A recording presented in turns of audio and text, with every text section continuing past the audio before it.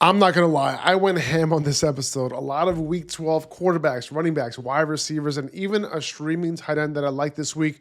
We're categorizing them with a green light, yellow light, or red light to determine whether they should be in our lineups this week. Let's start with quarterbacks. Green light for Jared Goff against the Giants. He's been up and down all season, but you're going to want him on your roster, particularly because he has 3 home games over the next 3 weeks, but also he plays in a dome for the rest of the fantasy playoffs all the way until week 17, and we know that Goff simply gets it done at home, and we know that Goff simply plays much better at home, and he plays a lot better in domes as well, and it all starts with the Giants this week. They're giving up the 5th most fantasy points to quarterbacks over the last 4 weeks, the 2nd most over the course of the season. Goff's also been one of the best quarterbacks against man coverage this year, averaging the 2nd most yards per dropback against man coverage. The Giants play man coverage at the highest rate of any team in the league. The Lions also have the highest team implied total this week, so you got to fire him up. Matthew Stafford against Tampa Bay. Green light for him as well. Down game from Stafford last week against Seattle, but I would fire him back up against Tampa at home. The Bucs have given up the 3rd most fantasy points to quarterbacks over the last 4 weeks, and they allow quarterbacks to throw for the 5th most yards per game. With the 5th highest team implied total on the week, he should be back in lineups. Let's talk Brock Purdy against Carolina. He's played 3 games this year. He's finished as the QB 14, QB 12, and QB 7. Now that he's back and this 49ers offense has a lot of its weapons back as well, we should continue to see the Purdy that has been a perennial fantasy QB 1 the rest of the way. Carolina isn't the best matchup on paper, but the 49ers have the 4th highest team implied total of the week at home.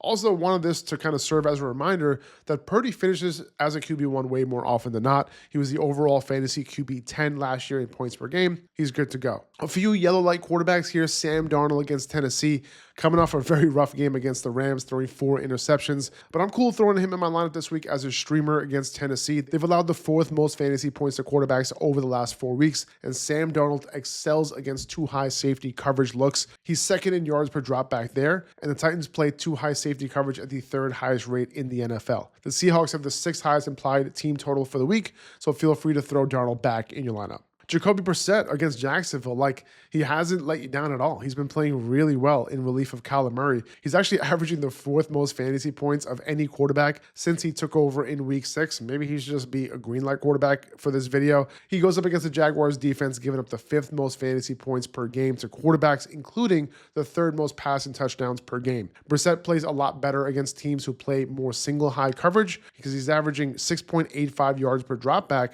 compared to 5.75 against 2 high coverage, and the Jaguars do tend to play a little bit more single high than 2 high coverage, so continue to fire him up. Let's move on to some running backs, some green light running backs in particular. I got to start with TreVeyon Henderson this week, man. Ramondre Stevenson, it looks like he is good to go, but it's going to be tough to leave Henderson out of your lineup. A, after what he's done after the last 2 weeks, and B, against the Bengals. I wouldn't be surprised if the Patriots do play a lot more Ramondre than we'd like. It wouldn't be surprised to anyone, but I'll take my chances given the potential upside for this matchup. The Bengals have given up the most fantasy points per game to running backs this season and over the last 4 weeks as well. In fact, it's been even worse over the last 4. They're allowing over 40 fantasy points per game to the running back position over the last 4 weeks, which is absolutely insane. Maybe there's enough to go around for Ramondre too. They're allowing 6.4 yards per carry and 137.1 rushing yards per game to the running back position, which is both the most allowed against running backs this year. Let's talk Kenneth Walker. I'm putting a green light here, but I'm a little iffy. I'm not going to lie. I'd love for Kenneth Walker to actually see more opportunities like his head coach said he deserves earlier this week. Yeah, we could have told you that 8 weeks ago. But because of the chance that it happens this week against the Tennessee defense, allowing over 5 yards per carry to running backs, the 7th most rushing yards per game, the 2nd most rushing touchdowns per game to running backs, I will have Walker in my lineup. Hope for the best. I feel like I'm setting myself up here for a Zach Charbonnet vulture or 2 that will ruin my Sunday, but it is tough to sit Walker this week after he's seen 67% of the rushing attempts inside the 5-yard line over the last 3 weeks. You got to start Chase Brown against New England. This is for those who look at the matchup on paper and get worried and start to second doubt themselves. I'm starting Chase Brown this week. Samaje Perine has yet to return to practice, which means Brown continues to be a must start. Over his last 2 games, he's been on the field for 89% of snaps. He's seen 83% of the rushing attempts. He ran a route on a ridiculous 85% of dropbacks, 25% target share. Remember, we're talking about a running back here, not a wide receiver. Those are wide receiver numbers, and wide receiver one numbers at that. The air yards obviously isn't there, so that's the difference. But he's received all the goal line carries. You just can't sit that. Even if he is inefficient in the run game against this very tough Patriots defensive front, they do allow the most receptions per game to running backs, which only helps a running back who is averaging 11 targets over his last 2 games. Let's go to some yellow light running backs. I think David Montgomery is a pretty decent, desperate start against the Giants. If you're going to start Montgomery, this is probably the matchup to do it in. The Giants allow the 5th most rushing touchdowns per game to running backs, the 3rd most rushing yards per game to running backs, the most yards per carry to running backs, and the 3rd most fantasy points per game to the running back position. So if you're in a pinch, fire him up. The Lions are favored by double digits, and Jameis Winston starting in this game and possibly not moving the Giants offense as well as Jackson Dartwood. There could be plenty of volume to go around in the run game, and I would imagine they go into this game understanding that. So I expect them to get some volume, pretty early in the game as well. So I would throw him in your lineup if you don't have any more reliable options. Bhayshul Tuten going up against Arizona, like Travis Etienne. He was seen practicing in a non-contact jersey in practice on Thursday and Friday. He's obviously dealing with some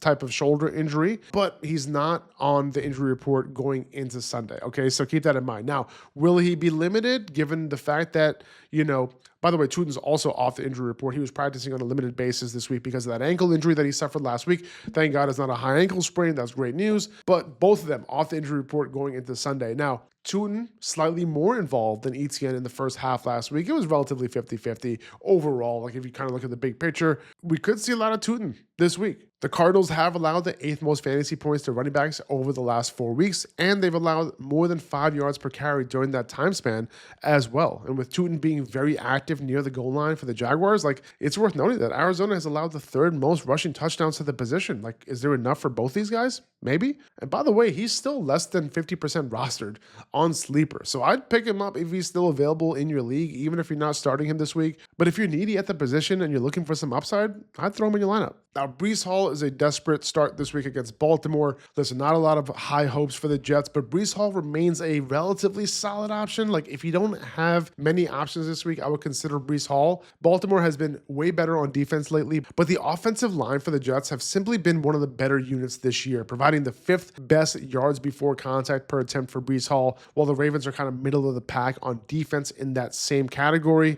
While Breece might not have a huge ceiling this week, he'll likely provide a solid floor against a defense that is in the bottom half of the league in allowing rushing yards per game, yards per carry, receptions, and receiving yards to the running back position. Now, we have to keep an eye on the Josh Jacobs situation, right? Once he went down last week, Emanuel Wilson was the guy for the Packers in all situations, early downs, passing downs, 2-minute offense, and the goal line, right? He was the only running back to get a touch after that point. Now, because he'll likely be the guy in all phases, if Josh Jacobs were to miss, he could overcome this matchup against Minnesota. It's a tough one. The Vikings are allowing under 4 yards per carry to running backs. They've been stout against them in the receiving game, but the volume has been there. Believe it or not, the Vikings are the 2nd most run-on team in the NFL. The Packers still have a 23-point team implied total. They're still favored by almost a touchdown. So Wilson is in a decent spot this week if Josh Jacobs were to miss. Keep an eye on that one. Let's talk Sean Tucker against the Rams. This might be more of a volume play than anything. I was advocating Tucker last week in what was a great matchup against the Bills, but it's a lot tougher to advocate for him this week against the Rams defense, giving up 3.75 yards per carry to running backs. That's 4th best and 4th toughest in the NFL. They're allowing 0.2 rushing touchdowns per game. That's 2nd best in the NFL as well. As a result, they're only allowing the 3rd fewest fantasy points per game to the position. Now, the positives are that, his offensive coordinator came out and said he's going to get more opportunities, which basically translates to he'll be the primary early down running back, right? Rachaad White was on the field for 100% of the 2-minute and passing down snaps last week. So if the game remains close, we could see that volume build up, but I'm only starting Tucker if I'm in a tough spot this week. Now let's move to green light wide receivers. Let's start with Stefon Diggs. When receivers go up against Cincinnati, you just want them to stay away from DJ Turner, and Diggs might be able to do just that after running a season-high 69% of routes from the slot last week. And it just so happens that the Bengals have allowed the 6th most fantasy points to slot wide receivers this year. His overall 89% route participation was a season high as well, and given he ran 78% and 73% the 2 weeks prior, we might just be all the way back with Stefon Diggs at this point. Let's talk about Chris Olave going up against Atlanta. Olave's been up and down with Tyler Shugg over the last 2 games, but he had a great game in Week 10 against Carolina. It was actually his first 100-yard game of the season. His 147 air yards was also a season high as well. Shugg is more likely to throw the ball down the field, and he might do more of that this week against an Atlanta defense that plays the most single high coverage in the NFL. Olave has one of the highest target rates in the NFL against that coverage at 31%, and he's way more productive against it as well, averaging 2.57 yards per route run versus only 1.38 yards per route run against 2 high safety looks. I'm firing him all the way up. Jameson Williams against the Giants, man, like he has been on an absolute tear over the last 3 weeks since his bye. Only 3 wide receivers have scored more fantasy points than Williams during that span. We should like him more this week against the Giants, the same reason why we liked Christian Watson last week, and that's because New York runs single high safety coverage at the 6th highest rate in the league, and Jameson Williams, his splits against single high versus 2 high is pretty wide. 20% target rate against single high versus 13% against 2 high, 2.51 yards per route run against single high versus 1.21 against 2 high. So fire him the F up. And then you got Rome Odunze going up against Pittsburgh. He's been extremely up and down since his Week 5 bye, but this matchup against Pittsburgh at home is one that I would have him in my lineup for. The Steelers have allowed the most fantasy points per game, the most receiving yards per game, the most receptions per game to wide receivers this year. And the last 2 times Odunze has gone up against a primarily single high defense, he's done well. Week 8 against Baltimore, 7 catches for 114 yards. Week 10 against the Giants, 6 for 86 and a touchdown. And Pittsburgh runs single high coverage at the 4th highest rate in the NFL. So Odunze should be in for a good week. And then you got Emanuel Wilson going up against the Jaguars. His first 100-yard career game last week without Marvin Harrison Jr. And it was an insane performance. Not just 100 yards, 15 catches for 185 yards on 18 targets. Jacoby Brissett likely won't throw for another 452 yards this week, but Harrison is out again, and the matchup is still very solid against Jacksonville. They shut down the Chargers last week, right? But it's a week-to-week game, okay? And the Jags have given up the 10th most receptions and the 8th most receiving touchdowns to wide receivers this year. Wilson ran a route on 84% on the perimeter last week, and it just so happens that the Jaguars have given up the most fantasy points to perimeter wide receivers this year. Fire him up once again. And then you got Tetairoa McMillan going up against San Francisco. Breakout game from McMillan last week. 8 for 130 yards and 2 touchdowns, getting him to an overall wide receiver 2 finish last week and his first top 10 finish of his career. We're going to see a lot more of that coming up very soon. And he could follow that performance up this week with another good one against a 49ers defense, giving up the most fantasy points to wide receivers over the last 4 weeks.